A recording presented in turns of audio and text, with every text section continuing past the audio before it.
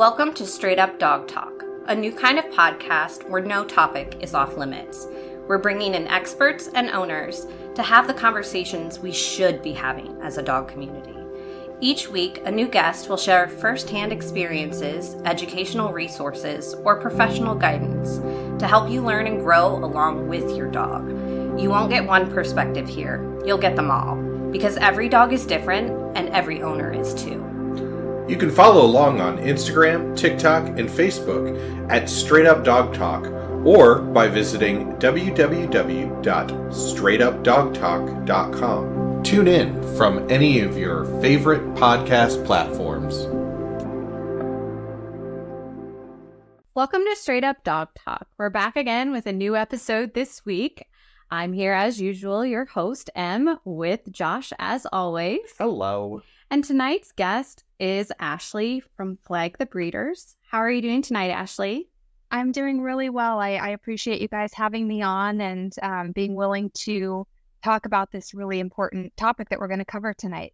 Yes, this is a very difficult conversation that has been kind of roaming around on the social media communities for a while now. And the problem just kind of keeps intensifying, and it start to really cause a lot of problems for a lot of people and dogs, and just it's not a great situation. So it's time to shed some light on it and have these hard conversations.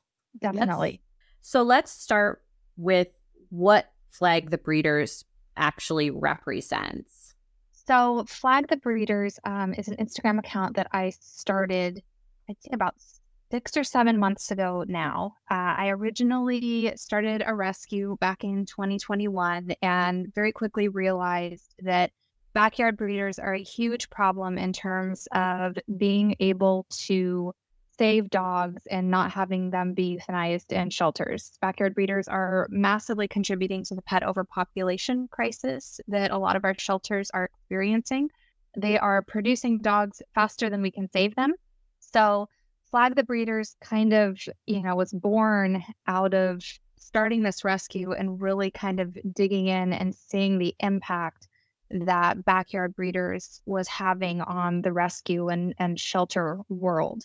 So I started the account, and it's basically just kind of been an educational account where the community can come together and really understand what's happening and try to come up with solutions on how to fix it, how to increase the education about it, ways to change the way that people go about finding a dog to bring them into their homes, and just really kind of going after these people who aren't really breeding, quote unquote, ethically, so to speak. Primarily targeting Craigslist, because that's one of the big platforms that these people are using to kind of get their backyard bred dogs out there. And obviously we're seeing more of it on TikTok and Facebook and, the social media platforms. Nextdoor is another one. So yeah, it's a platform to really raise awareness for how backyard breeding is adversely impacting dogs and also just our communities as a whole. I think the most important thing about this conversation is that this is something that people don't even realize is happening.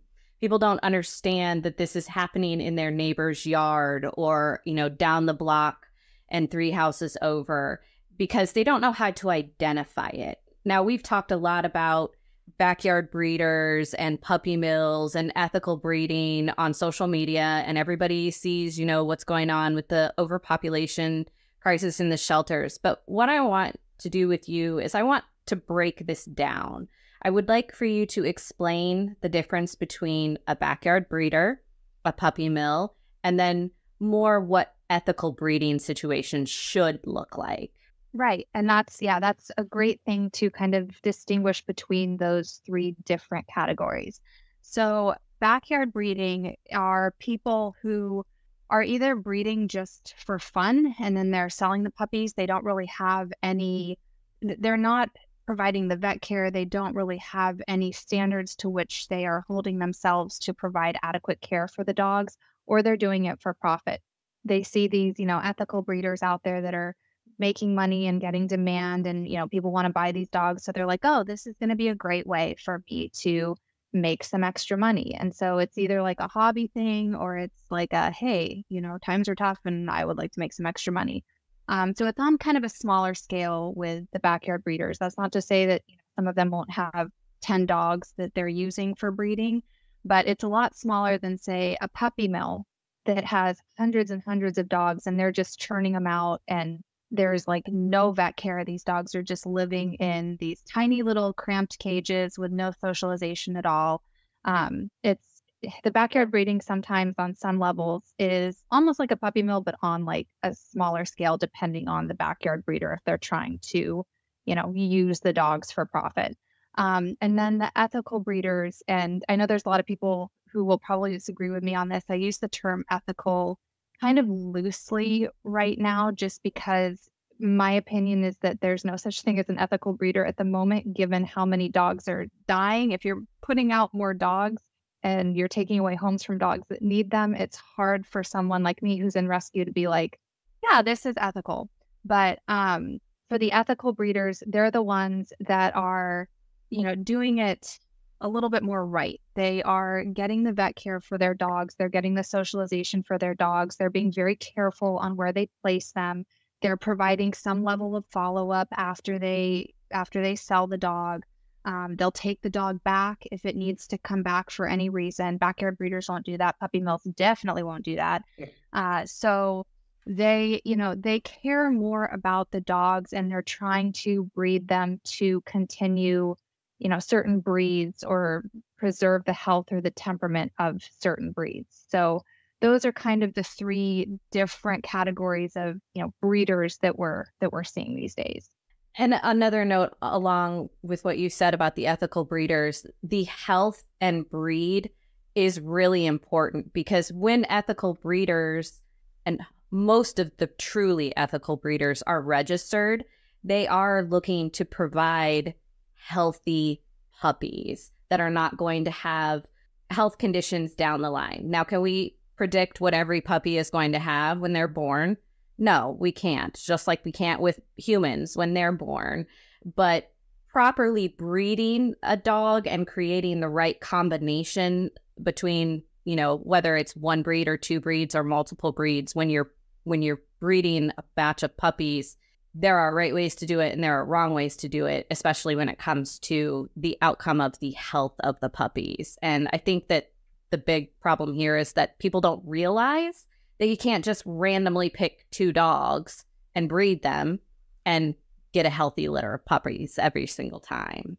Definitely. That's a great point. And also to just your point about, even if they are bred and they're healthy, you just never quite know what's going to happen later on down the road. So I think, a big thing for people to remember is, even when you go to a breeder, that doesn't necessarily mean that like your dog is going to live for 15 years with no health problems or no behavioral problems. I've heard of so many stories, of people who have bought dogs from, reputable, good breeders, and they have behavioral concerns, or, they did end up getting cancer. And so I think a lot of people like to go to the ethical breeders because they think, oh, I'm going to get like a perfect puppy. There's not going to be any problems. Like, this dog is going to be, right on point with what I expect for the breed. And, no two people are the same. Everybody has their different traits and personalities and quirks. And it's the same thing for dogs. So to think that you're going to get a specific temperament or health profile is just, you got to be prepared as a dog owner for wherever you get your dog. Be ready, because you just never know what you're going to get. Exactly. And I mean, that's another point to ethical breeding, which is the overbreeding, which causes more health problems and, puts too many, it saturates the line, and then there's too many options. And then now we have created new health problems. So there really is a very fine line when it comes to breeding in general, which is why I think a lot of people have realized that mutts are kind of the way to go, because they typically have a better spread of less health deficiencies, not necessarily not having any at all, but they typically have a better chance because they're not so inbred that they have all of these, problems that are attributed to their breed. Exactly. Let's talk a little bit about why backyard breeding is bad. Of course. Yeah. And that's, again, another great thing to talk about. There's so many different reasons why it's bad. And I think, for me as a rescuer, top of the list is it is creating more puppies than we can find homes for. Right now, the environment that we're in, there are more dogs looking for homes than there are homes looking for dogs.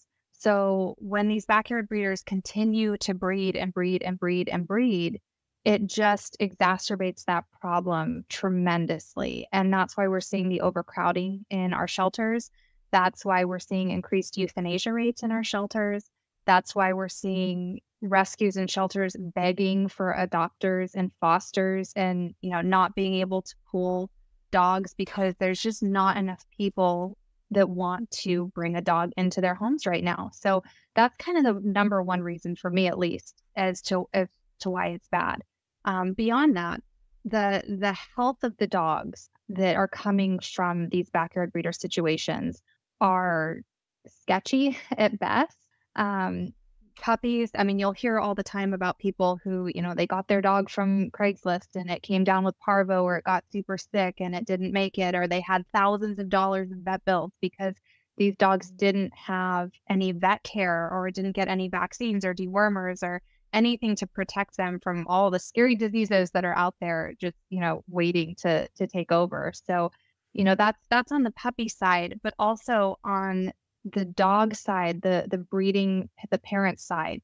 I think what a lot of people don't realize is a lot of these parent dogs are in these just horrific situations where they're just not being cared for. They're not getting any vet care. They're not getting any socialization. They're living in dirty backyards. They're getting horrible food. They're basically being neglected. And that's kind of one side of the backyard breeding. Obviously, there is another side, like I said, where there's people who are doing it because they're like, oh, well, I just want my dog to have like a litter of puppies. But again, those dogs are still not getting the vet care or having the expertise needed to be able to provide the care if something goes wrong during labor or if something goes wrong with the puppy after it's born. These people just don't know what to do. These people aren't providing the care needed for these dogs. So on a care level, that's a problem as well. But beyond that, and I think this is a really important point because there are people out there that may not necessarily care about how this entire situation impacts dogs, but it does impact our communities as a whole because a lot of these backyard breeders are selling their puppies for cash under the table. They're not paying any taxes. So they're basically like making money tax free. But then you've got taxpayers like us where our taxpayer dollars are going to support these government-run shelters that are trying to carry the burden of dealing with this pet overpopulation problem. And it's not a cheap burden to bear. Your taxpayer dollars, some of them are going to these shelters to support the care of these dogs, from food to medical care to grooming to whatever they need at these shelters. Some of your money that you're paying for taxes is going there, which also means that some of your taxpayer dollars are being used to euthanize healthy, adoptable, wonderful dogs that could have been going to homes. So, if you don't care about the dog piece of it, I know a lot of people care about the money piece. I know a lot of people care about where their taxpayer dollars are going. And so that's kind of, I think, a big point for people to consider is, this does affect you, whether you love dogs or you don't care. Like, this is your money, and do you really want it going to care for these dogs that these people are profiting on? And, it's kind of a messed up situation when you think about it. It really is. And unfortunately, the situation with the profiting also kind of leans to these people being uneducated. Like you said, these dogs end up with parvo or distemper or something really terrible that, kills half the litter, but then the other half gets sold, and then potentially the new owner loses the puppy in a few days because it's had parvo and it's gone untreated. working in the veterinary field, I can't tell you how many times I have seen this situation play out in the good way and the bad way. And it's because, parvo can live into the ground up to 8 feet. And unless it's properly cleaned and sterilized, every other dog that comes into contact with that area is now potentially at risk of getting parvo. And people don't know this, so they don't clean up properly. They don't take care of the area properly. They don't sanitize. And then now, on top of creating an overwealth of dogs, we're also creating an overwealth of sick dogs on top of it, and then putting them out into society and getting other dogs sick because maybe you didn't vaccinate your dog and now there's a puppy next door that's got parvo and now your dog's got parvo. And it just kind of turns into this chain reaction that's just really got a negative impact for everyone in the area. Oh, for sure. And I mean, the fact that, too, I know there's like a veterinarian shortage right now, and, trying to get your dog in to even get treatment for things like this or get them hospitalization when they need it for these, really life-threatening, deadly diseases. It's so hard because there's just not enough vets right now to be able to accommodate this mass spread of disease coming from these backyard breeders. Yeah, it's really a really unfortunate situation right now. Unfortunately, it seems like all of the medical industries kind of got hit at the same time. The animals and people, medical and dental, it's all just kind of a shortage everywhere. And I think that learning how we can help each other in these situations and also save lives, people's and dogs, is something that's beneficial to the entire community. Like you said, this is something that everyone should care about, whether you're a dog lover or not, because this is something that's happening, potentially right next door to you.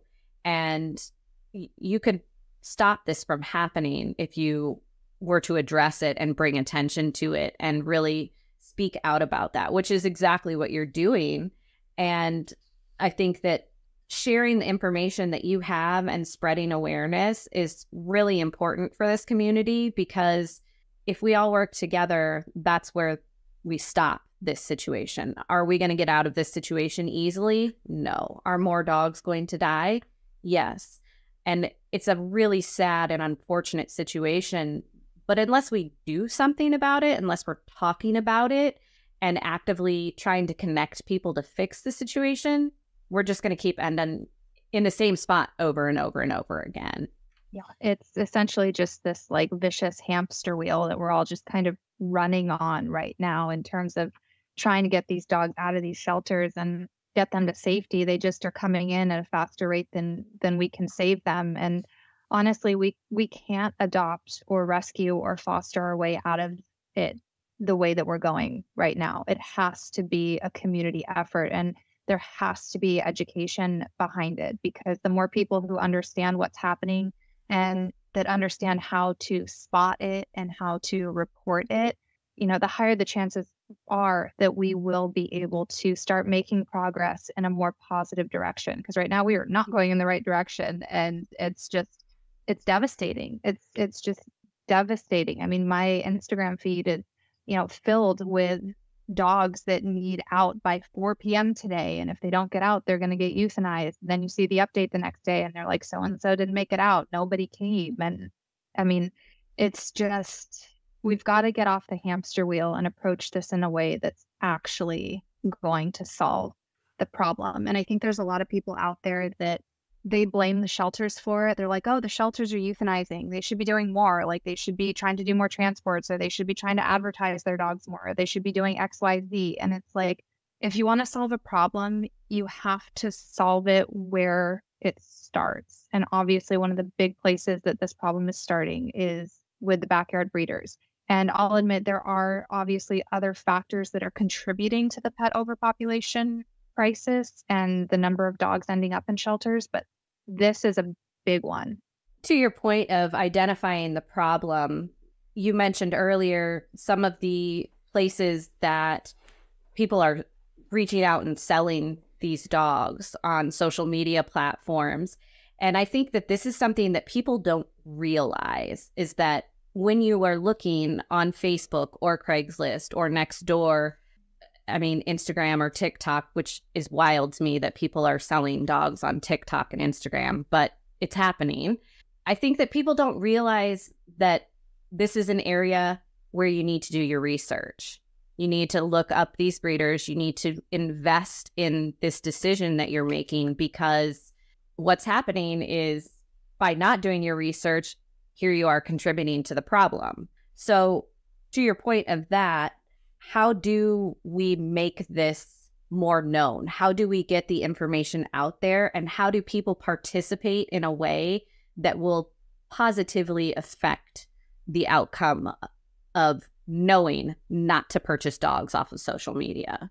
I think that, one of the biggest ways that people can participate in this is really just spreading the word and building that awareness. The education component is so key to this. If you have a friend or a family member who's thinking about buying a dog and they're like, oh, I found this person on Craigslist that's, rehoming their accidental litter of golden doodles. And you're like, well, they're rehoming an accidental litter of golden doodles. Like, those are high demand designer dogs that, generally you don't just end up with an accidental litter of a high demand dog. So, taking those opportunities where you're having a conversation with someone and they bring up what it is that they're thinking about doing in terms of buying, and you just educate them on like, hey, watch out for this. Like, be careful when you're getting a dog off of Craigslist, and don't be bamboozled when they're saying like, we're rehoming. A lot of these backyard breeders are getting a lot more sophisticated in the way that they're advertising their dogs, so that it makes people feel like they're adopting or they're rescuing or saving a dog, because they know that people like that feeling of like, oh, I saved a life, or I helped a dog that may have ended up in a shelter because its owner couldn't keep it anymore. They're getting so sophisticated with it. So teaching people kind of what to look for in those posts so that they can be aware of like, oh yeah, this is a problem. But beyond that, if you're out in your community and you're walking around your neighborhood and you walk past a house and you realize like, oh, there's like 10 dogs in that backyard, and that sounds, really weird, and there's a lot of barking, like knowing those signs of, that could be a backyard breeder situation. That's probably something I should call animal control on, to have them go out and check to make sure that, that person is licensed or permitted to have that many dogs on their property. Because by doing that, you can help animal control find those people and be able to keep track of those people and shut it down if they're doing things that are not permitted. And that's another thing too, is if there's something that you see and you feel uncomfortable about it, call animal control. Don't hesitate. Do not be afraid to report a situation, because animal endangerment is obviously a very bad thing. And we don't want animals in bad situations, just like we don't want people in bad situations. So if you see something or hear something that makes you feel uncomfortable, call animal control. They will come and check it out. Also, there's been, on the show, there's been a lot of like talk about what can you do as an individual.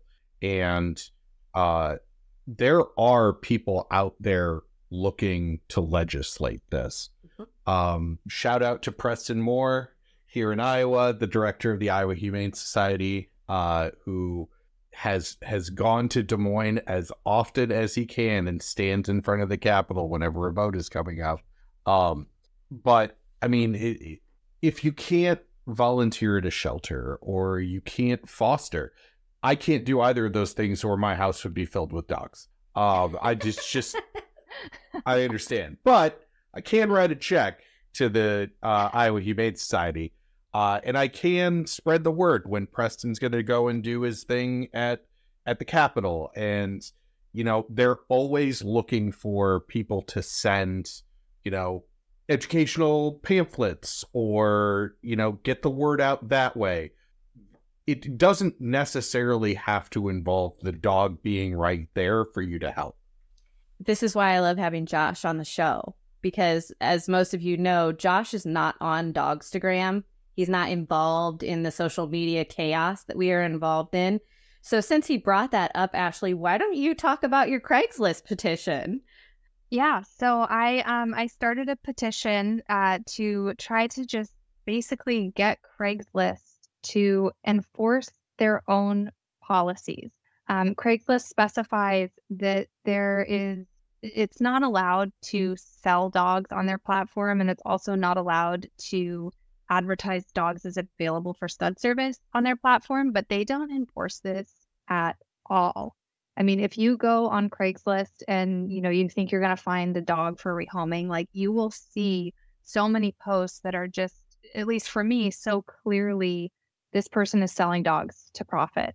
And it it's slightly infuriating for me that Craigslist has these rules in place and they're not even enforcing their rules. So I started a petition to just essentially try to get Craigslist to enforce their own dang rules. And it's so silly that like you even have to start a petition asking a website to just follow their own rules and like make sure that people are abiding by the rules that they set out for people to abide by. But yeah, that's essentially what that petition is for, is to put some pressure on Craigslist to just hold true to the purpose of their platform and making sure that their platform is being used in the way that they intended it to be used. You also mentioned earlier some of the things to watch out for, but I know that you have a much longer list as far as what people should be aware of when they are looking to get a dog. And since we're trying to educate and really give people some information, can you expand on that topic just a little bit more as to what people should be aware of so that they can avoid purchasing from breeders or puppy mills? Absolutely. So one of the main things I'd say, and I know we kind of touched on this a little bit ago, but ads or posts for those high demand designer dogs, whether it's like a purebred golden retriever or Frenchies. Frenchies are huge right now. I can't even tell you the number of like backyard breeder Frenchie posts that I see on social media and Craigslist. It is wild. But posts for purebred dogs or posts for designer dogs, specifically doodles. People are like going totally gung-ho crazy about doodles right now. And so watching out for those posts and keeping in your mind that like people don't end up with accidental litters of purebred or designer dogs. That's one of the big ones. Another one is if you ask to visit with the puppies, if they don't let you come to where those dogs are being housed and where they're being raised, that is a big red flag. If they just want to meet you in a public space so that you can't see what's going on behind the scenes, that's concerning, because that's just, for me and for most people, a big red flag that something is amiss and those dogs are not being raised in a good home that is clean and providing them with the care that they need. Another one, if you ask to see their breeder license or permit to make sure that they are actually permitted to be breeding in the area. If they don't have that, another red flag. If they claim to be a rescue that's rehoming dogs, definitely ask for their 501c3 number so you can run a check on the IRS website to see if they are actually legit. And that's a very easy thing to look up. If you have the employee identification number of the rescue, there's a really easy to use search tool on the IRS website that can let you look it up so you can verify that you are actually working with a registered dog rescue. Another thing to look out for in terms of like the posts themselves, if somebody is rehoming a dog, and again, I'm putting that in quotes, if they're rehoming a dog and they're charging an extremely high rehoming fee, that's a red flag. Most rescues won't really, depending on where the dog comes from. I know there's a lot of rescues that are pulling dogs from overseas right now, and so the adoption fees tend to be higher for the purebred dogs that are being saved from places like Korea and Turkey and China, because there's a lot of cost to get them over here. But for these people that you're finding their posts on Craigslist or Facebook, if they're charging, $1,000, $2,000, $3,000 for rehoming, that's a red flag, because you're just not going to see that happening from people who are actually genuinely trying to just rehome their dog. They may charge a smaller rehoming fee, but they're not going to charge anything through the roof. And most rescues and shelters probably won't go above that $500 mark unless the dogs are coming in from overseas. People who are advertising full litters of puppies. So generally when you're rehoming a dog, you don't have a complete litter to rehome. Like if they're like, oh, I'm rehoming my dog because I'm moving or because I'm having a baby, or, the multitude of reasons that so many people rehome dogs these days. And you find out, oh, well, they're rehoming like 5 puppies. It's not just one dog, it's 5 puppies.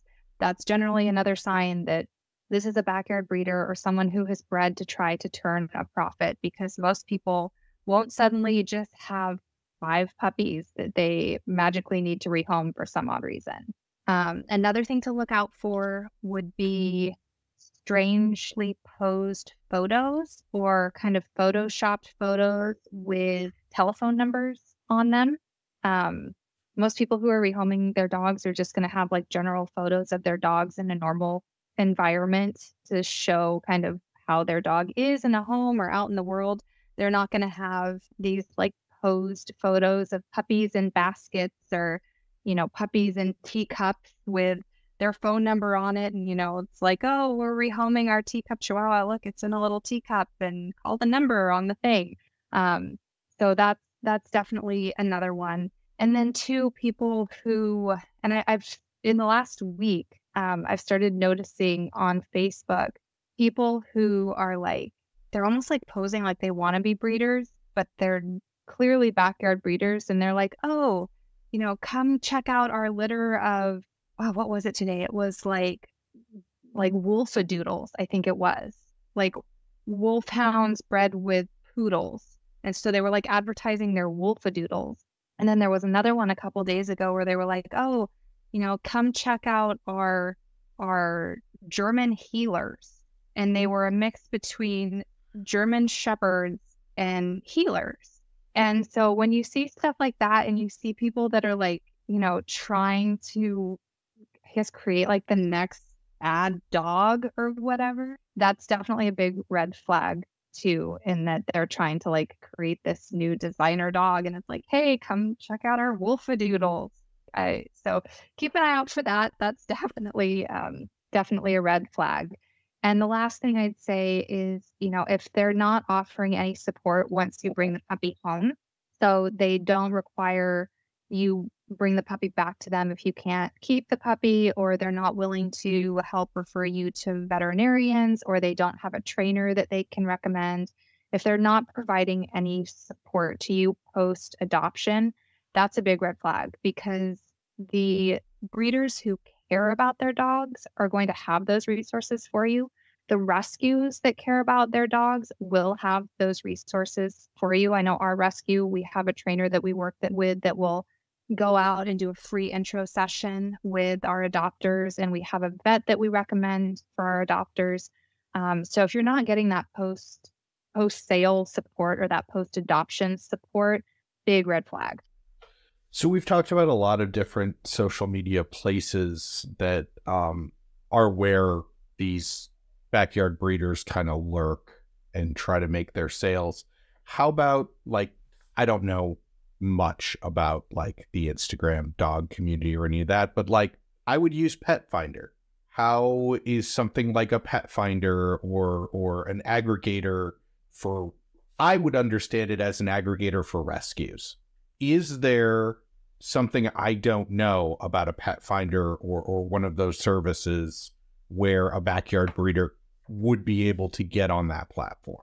That is a great question. I have not noticed any issues like that with Pet Finder. Our organization is listed, our rescue is listed with Pet Finder, and we had to go through a process to get approved to be able to post animals on Pet Finder. So you have to have your veterinarian sign off so that Pet Finder can verify that you work with a vet and that all your animals are getting the vet care that they need before they are adopted. You have to provide your employer identification number. And so there's a whole application that you have to go through in order to get approved to post on Pet Finder. So Pet Finder is not one that I have seen any issues with, just because they have a process that you have to go through. Adopt a Pet is one that I've definitely seen issues with. They launched a program. I don't know exactly when they launched it, but it's called Rehome.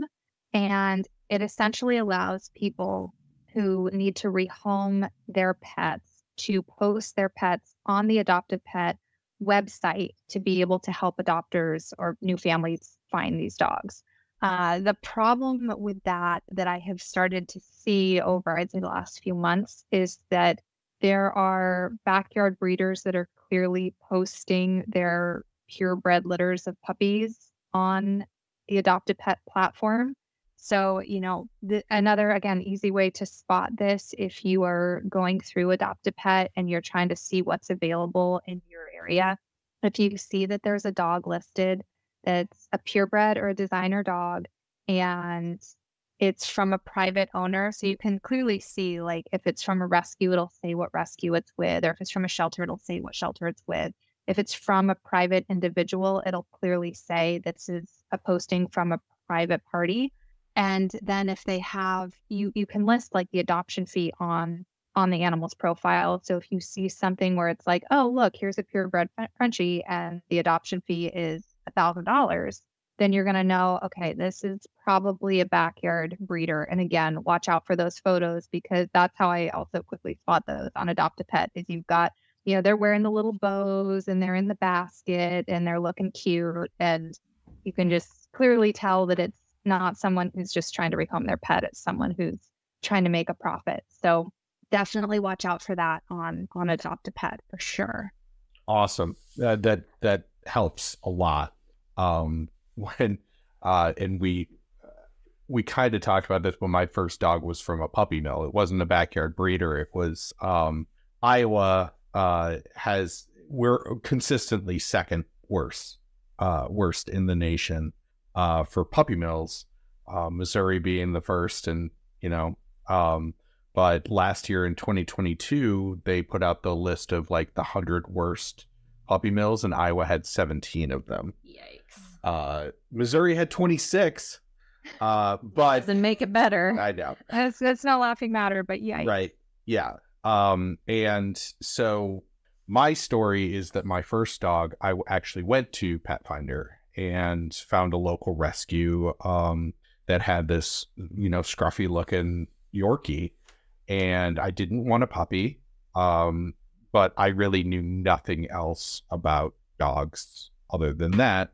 And Oliver was 3 years old. He had been a stud dog. So when you talk about the conditions, and keep in mind that when we did the levels earlier, when Ashley went over the levels, puppy mills, and what I'm about to tell you, there is some regulation that they're at least supposed to follow. Not that they get inspected as often as they need to or any of that, but backyard breeders have none of the regulations. And so Oliver came to me. He had been with a foster for about 2 months. So that was the only time that he had had human contact. He was kept in a kennel his entire 3 years. He had never had a haircut. He had never had his nails cut, never had anals expressed, never really left the kennel. When he left the kennel, it was for the express purpose of breeding, and then he was put right back in. It took me 2 years to socialize him, not knowing what I was doing. But as I've said, he didn't bark for the first year, and I made the mistake of going online and being like, why doesn't my dog bark? And it was because he came from a puppy mill, and they have ways to make sure that their dogs don't bark. Puppy mills, from what I have read, are the worst examples of capitalism, but they have at least the barest of regulations. Backyard breeders don't even have that. So yeah, it's as horrified as I was to learn about puppy mills, and that has caused me to meet a lot of people and talk to a lot of different rescues, and I keep my education going. All 3 of my dogs have been rescues now. And I don't think I'd ever go to something that wasn't a rescue, just because, like we've said, there's so many dogs waiting for homes right now. But if puppy mills are that bad, and I understand them to be that bad, I can't imagine what zero regulation in this country looks like. And if for no other reason, even if you don't care about the taxpayer money, even if you don't necessarily care about the dogs, you just want your dog, think of the conditions that that's in, and you are not going to get what you're looking for. 100%. I mean, backyard breeding, like you said, is completely unregulated, and we're creating new designer breeds out of nowhere. And we have no idea what that DNA does when it mixes with we have no idea. These people have no idea. That's why I said earlier about being uneducated, is these people are looking for the dollar bills. They don't care about what they're producing and then contributing to the problem. And now we have dogs with health problems. We have dogs that cost a fortune, and people then spend the money and then get this dog that they have no idea how to do any research on because it's new and exciting. And then we've started a whole different train of problems. So there really is so much to this topic. This is a really big topic, and I think that we're going to probably have to have Ashley come back and have another episode on this because there is so much to cover and we are running out of time. So what we're going to do is we're going to hop to what we can do, how we can educate people to kind of help stop backyard breeding from happening. And then, like I said, we'll have to have you come back and we'll go deeper into some of these topics as well. Okay. Yeah. So definitely the education piece is so key. And we do our best to kind of push out some content on the Flag the Breeders account on Instagram, sharing that so that you can educate people through social media. Obviously, social media is a huge factor in being able to get that message out to people, because everybody is on social media these days, whether it's Instagram or Facebook or TikTok or whatever it is, whatever Twitter became. There's so many different platforms. I don't even, and it's like X now or something. I don't know. Don't give it to you. I'm so behind. I'm like, what does it become, and what's the next big thing? But definitely sharing the good word about this and making sure people understand what to look out for and why it's so important to care, even if you don't care about dogs. Because like I said, this impacts our communities as a whole. And I know for me, I want my community to be a happy place where there are not, bad things happening, and living, breathing, feeling animals are experiencing these horrors like Josh was talking about. So the education piece is key. I think putting some pressure on elected officials to try to start implementing some regulations in terms of breeding licenses and breeding permits and, whatever it is in your area. And it's kind of a complicated subject. And, obviously, like you said, something for maybe a different episode. But I think one of the things that is really confusing to people is that different cities and different counties have different regulations in terms of, licensing and permits and dog license fees. I mean, it's just, there's so many different levels to what's allowed and what's not allowed, and the legislation within just communities in California or Iowa as a whole.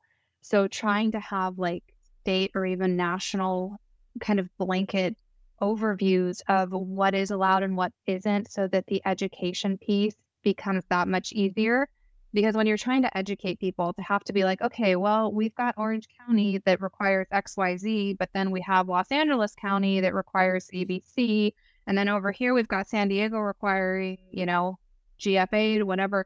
It just gets so confusing, and the education piece becomes so difficult because it's so nuanced. So trying to have your state or even nationally elected officials come together and pressuring them to an extent to come up with something that works across the board, so that education piece becomes easier and people know what to report and what to look for, so that it's not changing so much. I think that's important as well. And continuing to obviously flag the breeders. If you see something on Craigslist that sticks out as like, this is clearly someone who's backyard breeding and trying to make a profit, click that flag button, like get that crap taken down. It does not need to be there. Keep reporting on Facebook, report on Instagram when you see stuff like that, report on TikTok. And I know that a lot of times Facebook, Instagram, TikTok, they just kind of ignore that stuff, but report it anyway, because I think the more that they see that content being flagged, hopefully in the goodness of their hearts, they'll be like, okay, we're doing something wrong where this content is being pushed out and it's hurtful to our communities. It's harming dogs, it's harming animals, and we shouldn't stand for this. So keep flagging that stuff, because we've got to get it taken down. Like, if these breeders don't have a platform to be able to sell their dogs easily and they can't make a profit easily, they're going to be a lot less inclined to keep breeding, because they just want the easy money. And if the money isn't coming easily, hopefully they will go find something else that's a little bit more productive to do. 100%. And, as always, we are huge advocates for the don't shop, adopt, and supporting your local rescues. And again, just remembering, if we don't take action, there's not going to be any change. And Ashley is a great resource to reach out to if you need to be put in contact with Ashley. Her information will be in the episode details. They will also be posted on my personal and the Straight Up Dog Talk Instagram accounts. And you could always reach out to Ashley personally or myself to learn more about this topic. But we are going to wrap it up for tonight. So thank you, Ashley, so much for being on this episode of Straight Up Dog Talk. And we will definitely be resuming this conversation. Thank you so much for having me and for giving me this platform to share this information. It's so critically important, and I appreciate you being an advocate in this very, very important fight that hopefully we can make some progress on and save some more lives. I really, really hope that that is the case. And I hope that this gets to the right ears and we educate people who didn't have access to this information before. But thank you so much again, and we will see you guys next week. Straight Up Dog Talk was created by Emily Breslin. It is edited, produced, and co-hosted by Josh Wasta under the supervision of Straight Up Dog Talk, LLC, and Emily Breslin. If you're enjoying this podcast, follow or subscribe to be sure you don't miss an episode, and leave us a review on your favorite platform. Looking for more honest and relatable dog content? Check out our sister show, Unpacked, with Jerry Sheriff and Madison Simpson. Thanks for listening to Straight Up Dog Talk. See you next week.